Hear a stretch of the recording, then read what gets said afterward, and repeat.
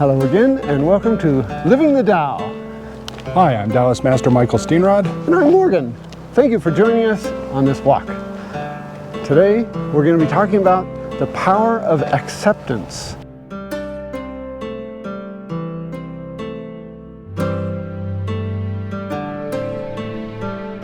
The first step of making everything better is acceptance. Yes. So, in part in there we have to start off with a definition of what acceptance is. That's why we're here. And so, acceptance, is there another word for acceptance? Like, is there a thesaurus type of? So, when we accept something, we say to ourselves that this is the way that this thing is. Yes. That's it. It's like being ultimately present. Like, this is just what it is.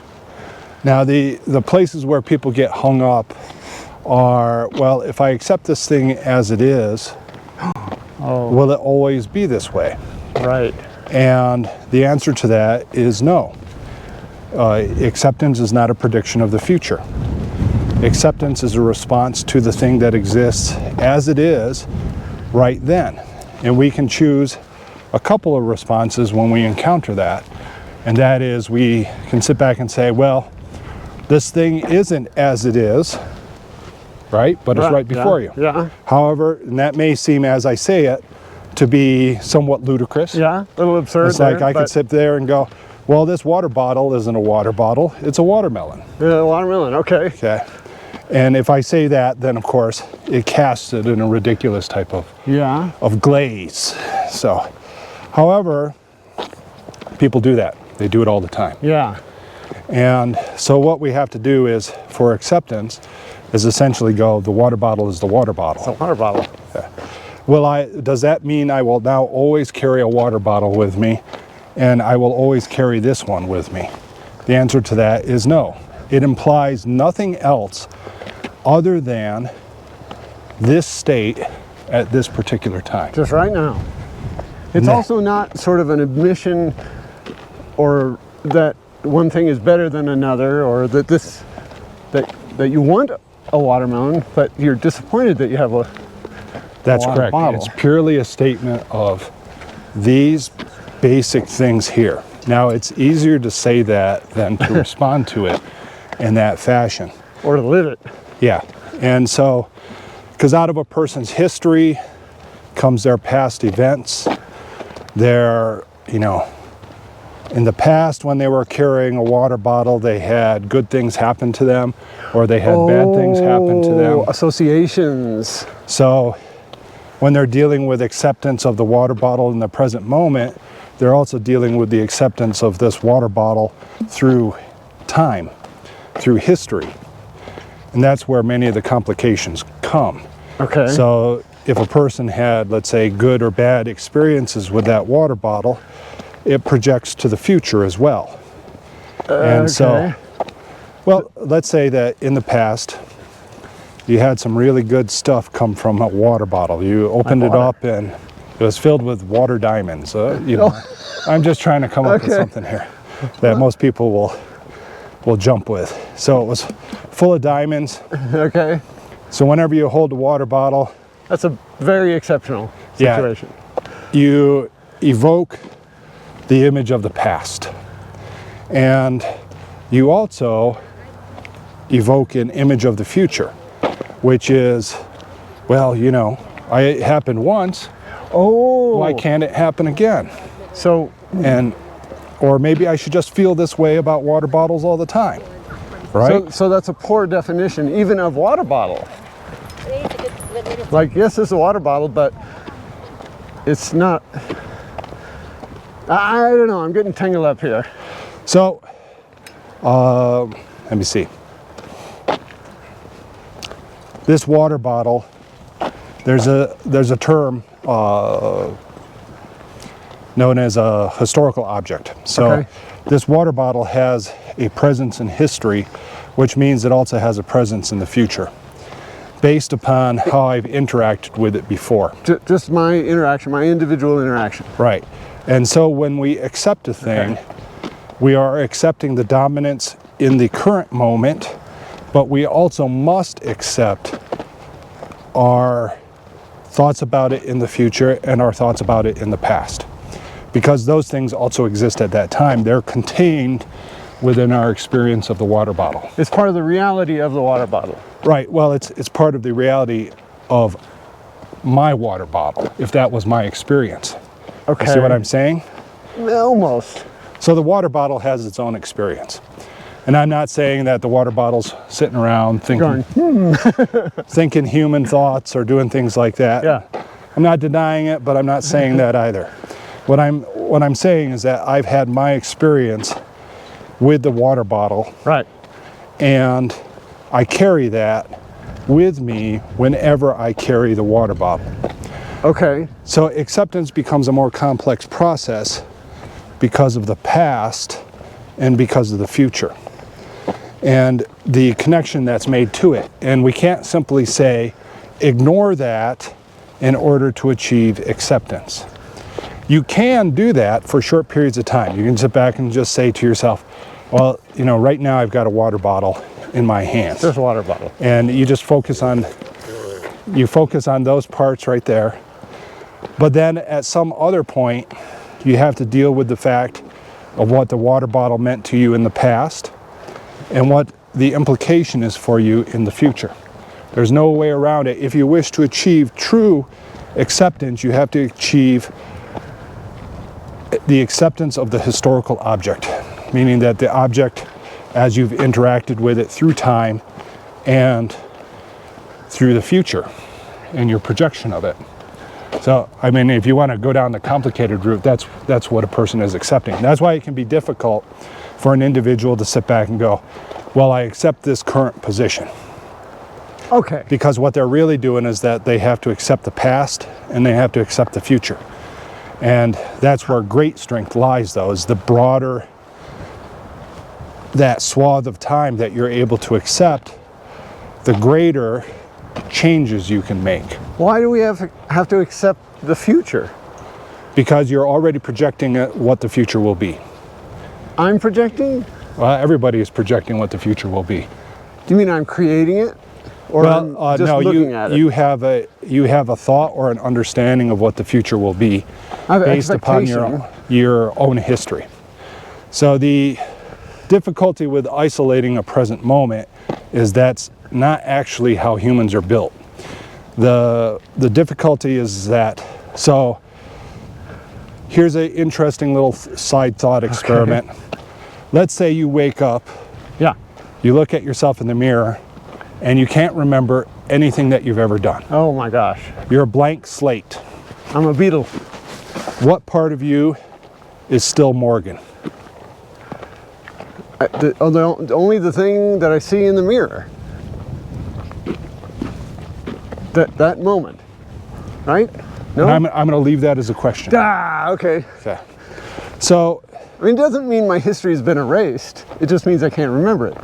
Well, if you can't remember it, hasn't it been erased? Oh. If it were, let's say you don't remember it and somebody comes up to you and starts telling you a history which is false. Could be fake. But seems to fit. Yeah. Could you even tell the difference? I wouldn't personally. Or would you be that person as they told it to you? Oh my gosh. And as you start to hear your history, you start to think about what you will be doing as that person in the future, right? So when you get up, when you get up in the morning, you look at yourself in the mirror, you recognize who you are, you go, I am Morgan today. And you start remembering. Right. But now you also have, as you remember that, you also have your day.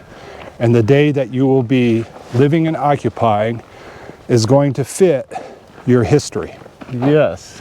Right? Because I thought of my tomorrow yesterday also. Right, but you're projecting that tomorrow will have a similarity to today. Yes, definitely. And when it's not, when we're sitting there going, oh, tomorrow's going to be entirely different, what happens is we become anxious and fearful and all those things because they no longer fit they could potentially be entirely alien to you. Oh, but yeah, that's But for the most part, stressful. right, it's very stressful. And when people are put into that circumstance where their past can't project their future, it throws them into a discord and into fear. Yeah, it breaks them down. Yeah. Right. So this has past in it, which means it has future in it Okay. for a human being, Okay. because- for our experience of it. because that's how we experience ourselves. I'm not going to set this water bottle down and have it run off. It'd be kind of cool if I did. That would be surprising. It would be surprising based on what its past Yes. and my current interactions with it. And and the future expectations of it. Right. And Okay. so Okay. if I set it down and it starts to run off, then, you know, all sorts of things happen. But part of it means is that, well, at least a portion of my past was incorrect in forming the idea of this water bottle. Okay. Now, if you have acceptance, as a side note, when it starts to run off, you would go, huh, I guess I was wrong. So ultimate acceptance, not just of the water bottle, but of all things, gives you that perspective, that power, because you're not surprised by anything. You're surprised because that's the nature of a human, Oh, but you adapt. You recognize the frailty of the projection of the future. of your own personal expectations. Right, and the thing is if you live long enough, these are things that you learn as a source of wisdom, because you've been in situations where things have been tremendously interrupted in the future. Yes. And you sit back and go, well, I mean, that could completely change. I mean, as we get older, there's even a phrase, I've seen it all. Yeah. And you can't fool me by hiding behind a blanket the way you can fool a baby. The baby's like, where'd he go? But I already know, oh, you're just behind the blanket. Yeah. And so that's essentially acceptance. It's a relationship between the past and the future. There are benefits to it, primarily because some people, let's look at some aberrations. Okay. So let's say a person gets really firmly fixed into their past and their interactions with the water bottle. What happens is that when the water bottle is then used in a different enough way, or, you know, if we go to our ridiculous extension of the water bottle sprouting legs and running off, Yeah. if a person's really rooted in the past, they would be, Oh my gosh. Yeah. That would just, where do they go?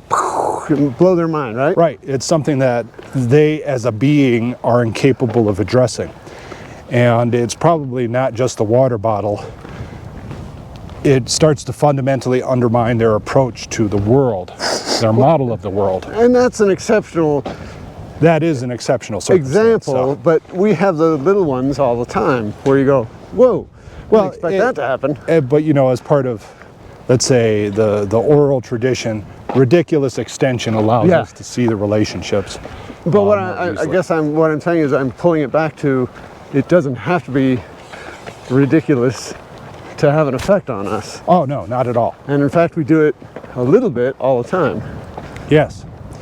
And but what we have to do is, if we want to deal with reality, is accept that our position is both flawed, meaning that we have a model based on history, and that could prove to not project properly into the future. Yes. Yes. And there's actually more things that you can go into when it comes to that, but that's I would say the most basic lesson is sitting there going, well, you know, this perception is fragile, and It's actually useful to know that you might be wrong. yeah, and you go in with the thought of, well, you know, I can be, within science there's a concept of confidence in your result, and you are more or less confident that this projection or this result is true or valid. Yeah. And the fact is that acceptance basically says my projection of the future could be completely incorrect. And actually, the less you know about a thing, the more likely you are to be incorrect. In fact, that's what you're accepting. Yeah. When you say, I accept this water bottle, I'm not accepting that it's, made of metal and contains water and it's cylindrical. I'm accepting all the possibilities that it, including the one that I don't know anything about it. Right. You have to accept your fragility of what you know. You have to accept your past. You have to accept your future. And again, when we were talking about a water bottle, I chose this because it's not a personal topic. Most people aren't sitting back going, oh, he's besmirching water bottles right now. Oh. But if we were to talk about where acceptance usually plays out for people is in their own lives and in the things that they value. Yeah, the things that matter, right? Yeah. The things that they have either that have been great positives for them or have been great negatives for them. And we've all had those things, and those can be difficult to accept. Because when we do accept them, it means essentially changing our relationship with the past and changing our relationship with the future. So, for example, in life or death struggles, which if you live, you eventually encounter having to deal with life and death. Yeah. Accepting death of somebody else or of yourself, yes, or of ending and such, we have an entire process emotionally for going through that with grieving. Yes. And acceptance accelerates that process because it basically says, okay, this is here and now, this is my relationship to the past, this is the future. And I can move through those steps more completely. More rapidly because you aren't as caught in your past position. And also humans are built to accept things. If we don't accept downs or ups when they occur, we lose the ability to respond to the environment as it actually exists. So the example that I oftentimes give is, let's say you're a Stone Age hunter and you're hunting rabbits. Right. You throw your spear or shoot your arrow or your atlatl, at the rabbit and you miss it. You have at that point a couple of options, but let's go with, you can sit there and you get angry that you missed the rabbit because you were hungry before. Now you know you're going to be hungry for a much longer period of time before you find another rabbit. So you throw a fit, you go over and you break your spear, or you snap your arrows, or any one of those things. And what does that do practically? Well, it decreases your chances of survival. Yeah. The other option is you can go, I missed that rabbit, pick up your implement and start immediately working on getting your next rabbit, because that's your best chance of surviving and of moving to the next position. Yeah. And that's essentially the nature of acceptance. We are conditioned to accept even very horrible circumstances if we allow ourselves to, so we can move to the next point. If you go for the rabbit and you miss it and you sit there and go, oh, I'm horrible as a person. I can't ever get a rabbit. Right. What's going on? What kind of a stupid person am I? Babies don't do that when they're learning to walk. Yeah. They fall down and go, okay, let me try it again. Right, you get back up and you go at it. And so if you get caught in that cycle, though, of where you're resisting what happened and you're avoiding the acceptance, in those circumstances, lower your chances of survival quite dramatically. So it's not something that you want to do. But we have that within us across evolutionary pressure. As if you were sitting there spending all your time, caught up on the rabbit miss, instead of pursuing another rabbit, you're going to die out. Yeah, you're not going to continue. And so that becomes, acceptance is something we are born to do. And if we simply tell ourselves to accept a thing as it is at that moment, and it is that simple. You just remind yourself. Right, that you can do it and to do it. And does that mean it's going to be struggle-free? No, it doesn't mean any of that. It's not going to be struggle-free, but you are capable of doing it, and you are capable of achieving that point because you have a lot of ancestors that were capable of doing that. Yes. So All your ancestors, in fact. Well, except for maybe that one. You got lucky. Now, is acceptance a practice that we can do all the time, or is it only when you walk out in the morning and you got a flat tire or your car doesn't start and you go, like an acute skill? Or Well, it's something that you want to exercise regularly rather than relying upon a stressor or trauma to sit back and now you're trying to play catch up to get your acceptance skills up there. You build your acceptance muscles all the time. Yeah. How would we do that? Just accept things as they occur. Just go around and... You know, and the thing is that for some people it's going to be the negatives when they get hit. And so it comes in, it's like, oh no, you know, this has happened.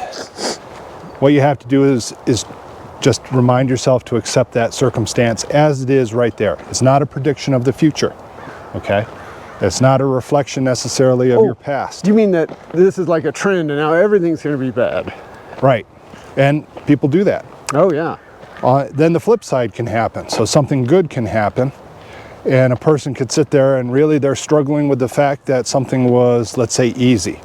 That they got a reward for a particular thing. Okay, yeah. That luck favored them in a particular area. It's like, oh, you know, who am I to do blah, blah, blah? Who am I to have this success when nobody else has this success? Who am I to be free of this when nobody else is blah? And for some people that is an issue as well. And the problem is, of course, and it sounds like, well, how could that possibly be a problem? It's a problem. I've known many people in that position. That's a sneaky secret one. Yeah, and what happens is that because they can't accept that position, they start to try to cull the position backwards to the place that they're comfortable with. The comfort level, yes. Right, and so... But then that reduces possibilities. Right, and it also, many times they sabotage their own success. That's where, and they'll attempt to erase it in some fashion. And so... So it's like a gratefulness exercise too. Well, it certainly can be. You know, none of the Taoist principles exist in isolation. Right. You know, they always cross over into one another a little bit. And we're the ones that are putting words to it. Yes. Whereas their behaviors and the behaviors oftentimes overlap. So. Yes, that makes a lot of sense. Okay. Well, it's good to have that realization for me anyways, to see that overlap. Because sometimes you think, oh, well, I'll use a screwdriver for this and I'll use a hammer for this. But really, you have this multi-tool that...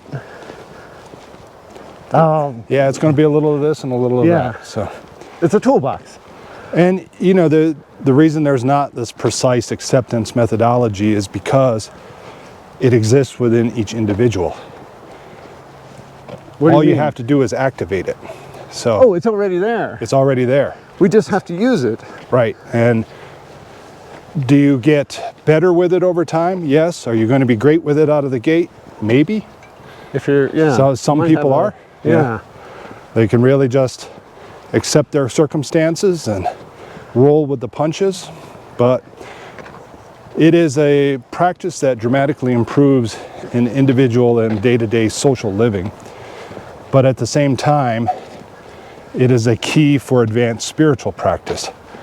As the limitations of the past become more and more of an issue in spirituality. Oh. And so if you're sort of releasing that, then you're not dragging it with you. Is that? Well, and the thing is that many advanced things are limited by what we would call subconscious processes. So if you have in you a reluctance to do a thing because it challenges your past, even though you're capable of doing a thing, then what will happen is you will not do that thing. Yes. No matter what you consciously express. Even if you say, I gotta do this.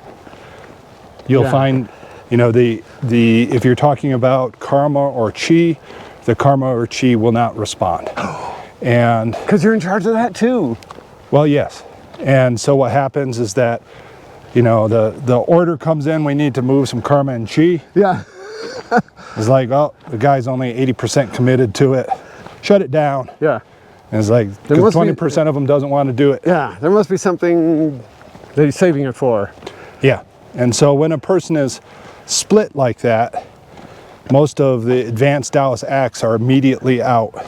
And it's because the person is linked to their past perception of the thing. Yes. And so they sit back and go, well, you know, I can't have my water bottle running off. And So, guess what? The water bottle's never going to run off. So it really is the first step of a lot of other practices. It's a core practice.